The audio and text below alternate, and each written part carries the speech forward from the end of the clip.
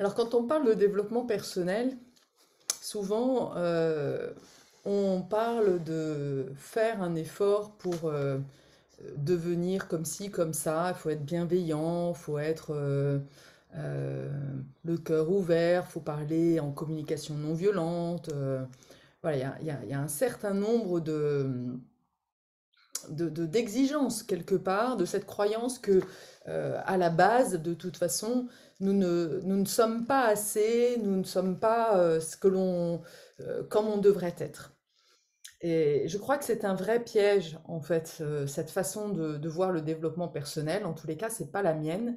Euh, Moi, je crois que, au contraire, plus on va, euh, et j'adore ce terme, être en flagrant délit de nos fonctionnements et de pouvoir accueillir en fait cette part de nous, cette part voilà qui est pas Jojo, c'est clair, hein, mais nous sommes des humains imparfaits, donc quand on accueille en fait cette imperfection, et plus nous accueillons nos imperfections, et plus nous sommes en mesure d'accueillir les autres.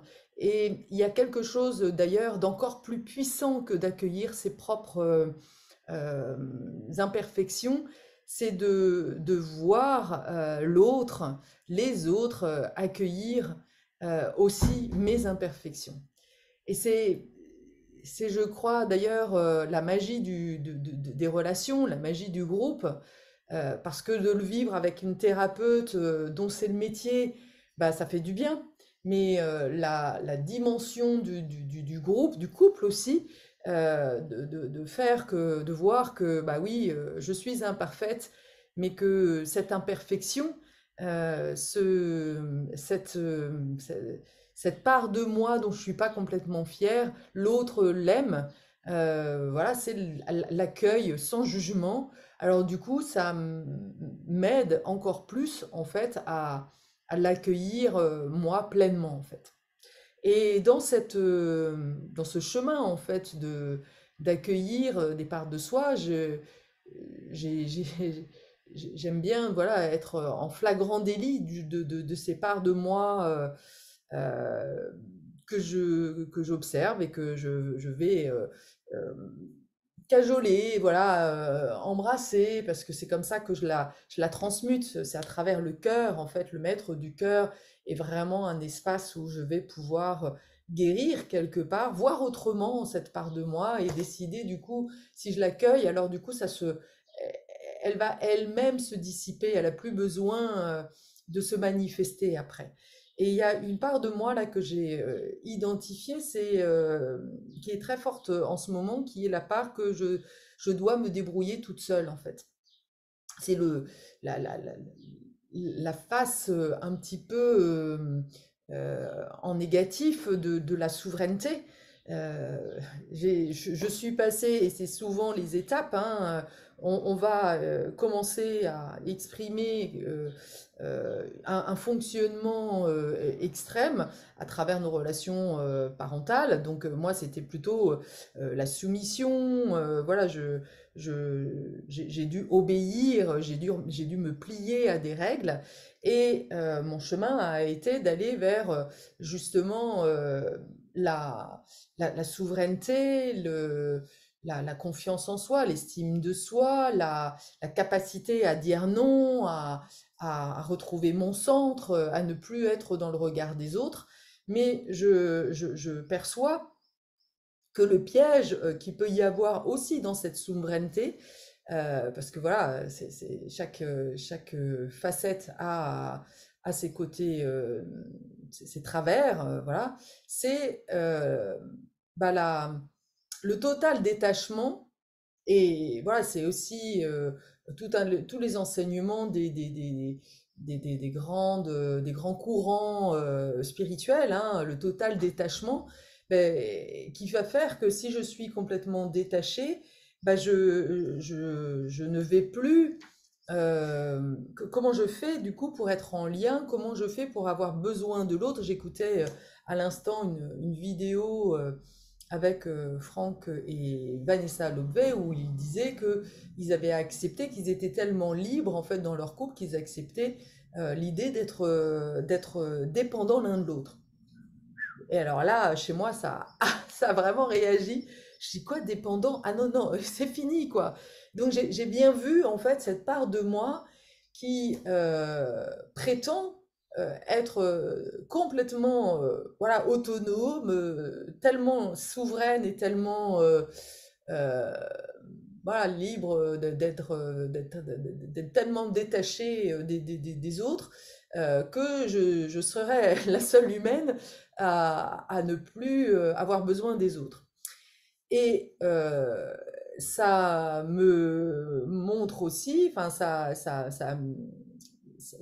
m'a fait prendre conscience que euh, une de mes, euh, une de mes déceptions en ce moment et une de mes observations, c'est que quand je lance en fait bah, des posts ou alors pas forcément ici, mais là j'ai lancé une conférence, des nouveaux projets, etc. Il n'y a pas de réponse en fait. Et là je me dis ah ouais c'est intéressant en fait comment quelque part l'énergie que j'envoie, j'ai besoin de personne, me renvoie. Donc c'est ça que j'ai envie de partager, c'est ce que l'on sème, l'énergie que l'on vibre, eh bien, c'est celle que l'on envoie dans l'univers. Et là, je parle vraiment de moi, euh, parce que je trouve que c'est vraiment intéressant, même en tant que thérapeute, de pouvoir continuer à s'observer et à reconnaître bah, que je suis comme tout le monde, hein, j'ai encore des choses à travailler et que c'est un chemin et que c'est ça qui est génial, en fait, de pouvoir reconnaître que, ah tiens, là, flagrant délit, je me crois tellement supérieure, en fait, que bah, je suis au-dessus, je suis montée sur ma montagne, que je regarde tout le monde, et que du coup, j'ai eu une attitude un peu sachante. Je vais te montrer la vie, moi je l'ai fait, je l'ai vécu, je sais tout, etc. Et que ça, c'est aussi un autre archétype qui est très relié d'ailleurs à la souveraineté, qui est celle qui aime prendre le pouvoir, celle qui aime le pouvoir, celle qui... Voilà, et le piège de vouloir prendre le pouvoir, ouais, de prendre le pouvoir sur des gens en leur disant ce qu'ils ont à faire, c'est aussi l'archétype de la sauveuse, hein, qui finalement donne des conseils, prétend mieux savoir que tout le monde, pointe en fait le négatif chez les autres pour pouvoir continuer à avoir ce sentiment de pouvoir. Et évidemment, je reconnais un fonctionnement que je connais bien dans mon enfance. Mes parents avaient vraiment ce fonctionnement-là. Alors j'avais beau avoir horreur de ça, eh bien voilà, être en flagrant délit de cette part de là, je me dis, oh putain, my God, voilà. Et c'est ça le développement personnel pour moi. C'est aller oser vraiment prendre conscience des parts de soi, de certains mécanismes qui nous manipulent, voilà, qui vont, et qui vont se manifester à travers un certain nombre d'événements. C'est-à-dire que si j'ai cette croyance que je vais me débrouiller toute seule, bah, il y a des chances que j'ai du mal à trouver un compagnon, par exemple. Voilà, et puis même si je suis dans une relation, eh bien, je vais le voir d'une telle manière, je vais mettre mon focus sur tout ce qui va me confirmer que de toute façon, il sera jamais à la hauteur, et c'est normal puisque de toute façon, il n'y a pas cette question d'être, voilà, on a tous nos parts qui ne sont pas à la hauteur, donc je vais passer mon focus sur tout ce qui ne me convient pas pour pouvoir justifier que, bah oui, ah bah oui, bah vraiment, je dois me débrouiller toute seule, quoi. Ou je vais remarquer que il me soutient sur une certaine partie et que ce n'est pas assez, que moi j'attends toujours autre chose en fait. Je vais être toujours dans le questionnement de ce qu'il ne fait pas assez pour pouvoir justifier que je ne suis jamais comblée. Mais la problématique en fait, ce n'est pas l'autre, c'est moi. C'est la façon de voir l'autre en fait. Et, et qui m'invite justement à descendre de mon piédestal. Parce que, bah voilà, je suis qu'une simple humaine et j'ai beau être souveraine, avoir une déesse intérieure ou tous ces trucs-là, en fait, qu'on en entend dans le développement personnel et qui est vrai, il y a une part illimitée, une part vraiment de potentiel non réalisé en soi, mais attention à pas tomber dans les excès inverses, en fait.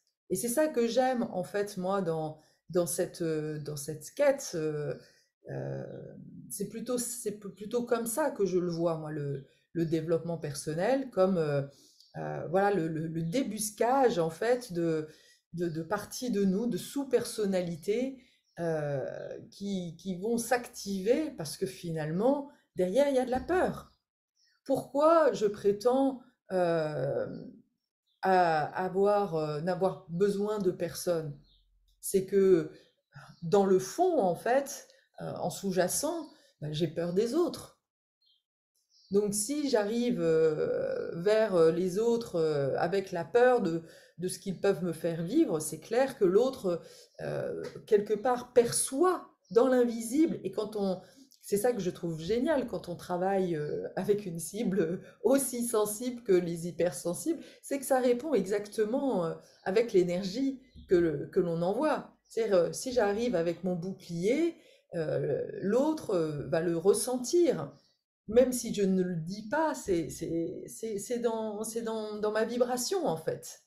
Donc c'est normal, en fait, que l'autre qu'il n'y ait pas plus de gens qui me reçoivent. Donc j'ai juste à, du coup, accueillir ça. Et quand je vois cette part de moi, bah voilà, ça m'émeut, en fait. Ça m'émeut, je me dis, waouh, ah ouais. Bah, voilà, je peux accueillir cette part de moi, l'enfant évidemment, hein, l'enfant qui a tellement morflé en fait de la relation aux autres, qui a tellement souffert en fait, que il a fermé son cœur et il a fermé la confiance aux autres en fait. Ok.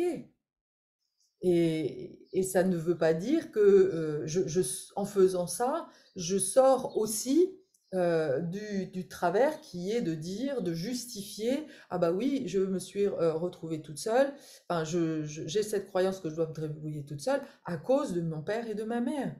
Non, c'est aussi ce que j'ai bien voulu garder en fait de ma relation à mon père et à ma mère.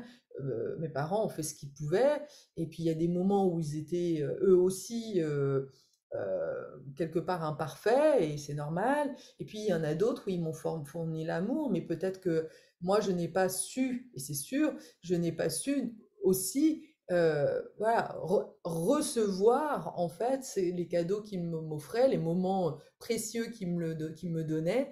Je n'ai pas su remplir ma jauge intérieure et nourrir mon cœur parce que c'était aussi mon chemin de vie. C'était pas, voilà, tout ça, c'est des contrats. On avait des contrats ensemble de telle manière à ce que je fasse ce chemin-là.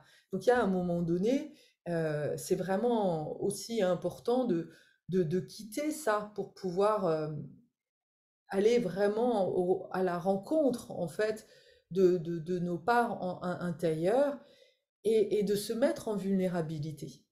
Et c'est vraiment à ce moment-là qu'il y a des choses qui s'ouvrent et que finalement, en prenant conscience en fait de ces moments, de ces parts-là, euh, ça nous offre déjà le choix de faire autrement. Parce que la grande problématique, en fait, de tout ce travail, qui n'est pas un travail d'ailleurs, qui est plutôt une quête, en fait, de soi, c'est pour ça que je préfère parler de quête de soi plutôt que de travail intérieur, euh, c'est de constater qu'on a le choix. Et à partir du moment où on a la conscience que, ah oui, il y a ce schéma-là en moi, eh bien, je peux me re-questionner, prendre un peu de recul et me dire, est-ce que j'ai envie de continuer comme ça, en fait? Et comment je fais concrètement, en fait? Comment je vais travailler sur ces petites voix, cette affirmation de j'ai besoin de l'autre, par exemple. Je vais commencer à travailler sur cette affirmation-là, et de la laisser et d'aller voir vraiment à l'intérieur de moi, mais oui, à quel moment j'ai vraiment besoin de l'autre? Et de reconnaître que, ben oui, bien sûr, j'ai besoin de l'autre. J'ai besoin du soutien de l'autre. J'ai besoin de sentir en fait que je suis importante, même si je me plante, même si voilà, parce que c'est à travers le regard de l'autre aussi que je me construis. Et à la fois, c'est ça, c'est à la fois être suffisamment détaché, si l'autre ne répond pas comme je le souhaite, parce que sinon ça serait aussi une attente et une emprise en fait. C'est à chaque fois, je vais aller voir qu'est-ce que ça me fait en fait. Bah oui, et de prendre le risque d'avoir besoin de l'autre. C'est ça aussi. C'est parce que à partir du moment où je crois ne pas avoir besoin de l'autre, c'est parce que finalement, je ne veux plus prendre le risque que l'autre me déçoive ou l'autre me trahisse. Mhm. Et oui, évidemment. Mais ça, je ne peux pas, je ne peux pas y échapper. Ça fait partie du vivant. Ça fait partie du vivant de la même manière que l'autre peut avoir un accident, l'autre, voilà, ça fait partie des aléas en fait. Mais souvent, on a tellement plus envie de souffrir à cause d'être déçu que finalement, on ne se donne plus la possibilité en fait de faire l'expérience et de faire l'expérience que ça peut être autrement. Le, pour moi, la vie n'est qu'une multitude d'expériences. Et de s'arrêter à une expérience passée et de mettre ça dans le marbre, de dire, voilà, j'ai fait une expérience à un moment donné, et c'est ça qui se passe beaucoup. C'est, on a fait une expérience dans notre enfance qui va évidemment cristalliser des blessures, un fonctionnement auquel on va répondre par des croyances et un nouveau comportement, une sous-personnalité, et qui va évidemment, cette sous-personnalité, quand on l'active, va renforcer en fait cette croyance, et donc du coup nous emmène dans un cercle vicieux en fait où on ne peut pas en sortir. Il n'y a que en prenant de la hauteur sur justement nos croyances et les conclusions que l'on a données à cette expérience et de remettre cette expérience dans le passé, ok, c'était juste une expérience à un point donné, pour, pour aussi nous questionner sur la relation. Voilà, si j'ai été trahi, ok, ça va m'interroger, ça va me permettre de me questionner, non pas sur ce que je veux vivre, mais ce que je crois de la relation, de ce que j'ai construit, de ce que j'ai conclu en fait de la relation. Et c'est là où ça va devenir intéressant. C'est, ah oui, si je vis la trahison, c'est qu'au fond de moi, en fait, je suis partie du fait de la relation avec mes parents, mais certainement aussi de mes vies antérieures ou de toutes mes lignées, c'est qu'il y a eu des trahisons, en fait, ou de l'injustice.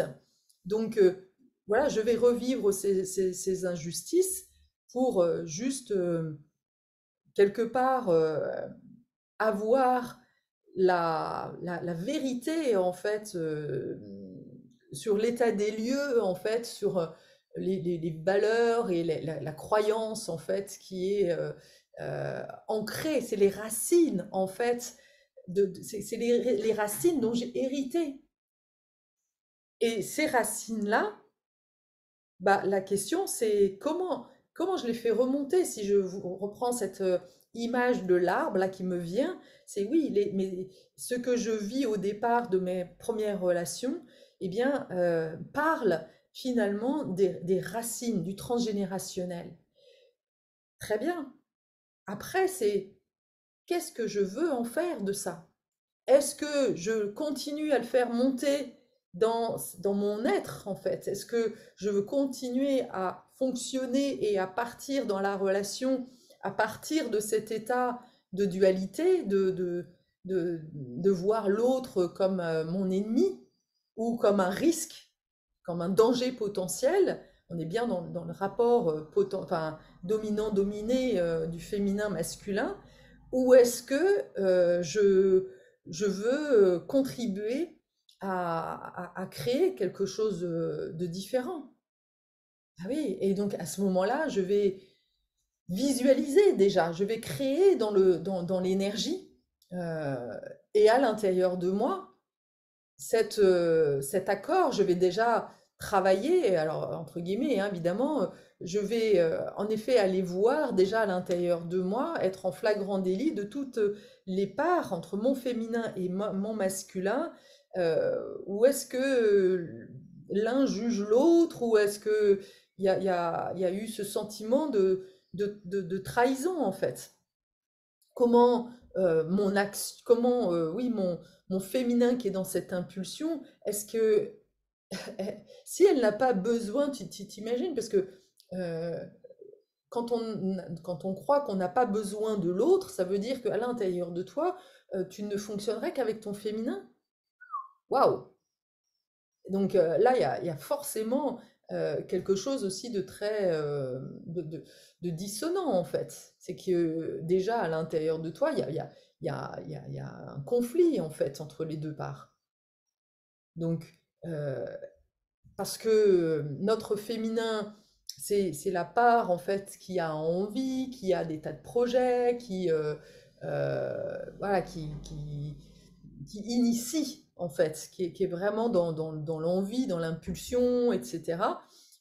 Et puis le masculin, c'est celui qui va ancrer dans la matière, qui va agir en fait. Donc, si je pense que au moment de la concrétisation, je n'ai pas confiance en fait quelque part dans la matérialisation de mon projet, bah, il y a des chances aussi que mes projets ne, ne- n'aient pas beaucoup d'écho en fait. Et donc, je vais recevoir, voilà, je vais recevoir le- oui, le retour en fait de ce que je sème, de ce que je crois. Voilà, j'espère que tu me suis, mais c'est ça qui est intéressant aussi. Donc il y a vraiment à aller peut-être visiter les moments où oui, j'ai eu l'impression que mon masculin me faisait défaut, peut-être, que mon masculin m'a trahi, en fait, n'a pas su écouter mon féminin. Voilà, et quand je vois ça juste comme des expériences, et ça, je les ai déjà pas mal visités, hein, des moments où, en effet, je suis partie en trombe dans dans une formation, par exemple. J'ai en tête un exemple d'une formation à laquelle je suis allée, alors qu'au fond de moi, euh, je- je- mon côté féminin, mon côté intuitif, ma petite voix me disait non, là, il y a quelque chose qui sonne pas juste, en fait. Donc, mais il y avait l'ego, là, c'est l'ego hein, qui lui, voilà, espérait à travers cette formation acquérir une grandeur, une posture, euh, ouais, un rôle social. Donc là, on est bien dans le pouvoir, en fait, qui s'est leurré que à travers cette formation me donnerait plus de posture, plus de pouvoir. Mais c'est OK, en fait, c'est des expériences qui m'ont tellement fait grandir de me rendre compte que, mais non, c'est pas comme ça, c'est pas là, en fait, il est pas là mon pouvoir, en fait, personnel. Mon pouvoir personnel, il est justement dans cette capacité de me questionner, de me remettre en question, d'être dans cette honnêteté de moi à moi, en fait et de voir comment l'autre est un miroir pour moi. C'est, bah oui, euh, et de ce besoin d'alignement, d'exemplarité, et qui a été très inspirant pour moi, pour m'assurer que j'étais assez exemplaire, et c'est ce que je m'attache à faire. Voilà, donc tout ça, et c'est ça qui, du coup, pour reprendre le fil du démarrage, au fur et à mesure, quand je vais reconnaître que, bah oui, j'ai besoin de mon masculin, alors du coup, bah, je vais être aussi dans cette ouverture à un masculin extérieur, et voilà, je vais juste écouter mon ego, en fait. Quelle est la peur de mon ego? Quels sont mes freins émotionnels, en fait, à, à laisser rentrer une personne dans ma vie à qui, dont je pourrais avoir besoin, en fait. Et d'accepter que, bah oui, oui, j'ai besoin de l'autre, en fait. J'ai besoin de l'autre pour m'aider justement à lâcher mon féminin. J'ai besoin de l'autre pour m'aider aussi à être dans les flagrants délits des parts de moi qui, euh, qui sont